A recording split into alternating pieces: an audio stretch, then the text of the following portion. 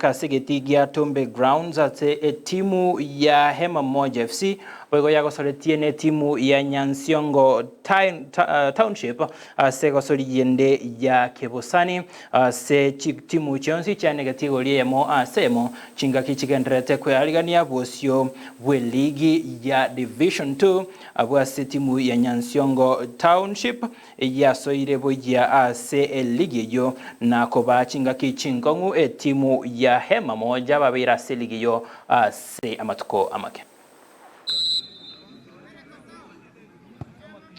Safi Klichi.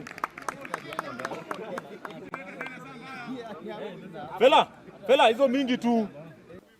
I'm Dennis Ayusa, formerly coach of Mayak FC, a team that was in regional league Kisii County. Currently, I'm the head coach of Hema Moja, a team in Division 2 in Nyamira County. This team has been for this league for quite a number of years. That is why I decided to be here. I wanted to make change to ensure that this team has qualified to Division 1.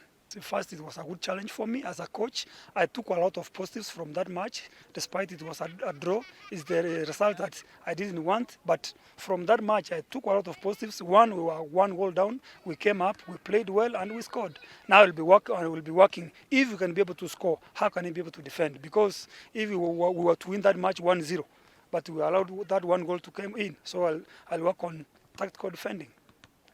Kwa majina naitwa Dominic Oseko, secretary wa club ya Nyansiongo Township ambaye iko Borabu Sub County, Nyamira County.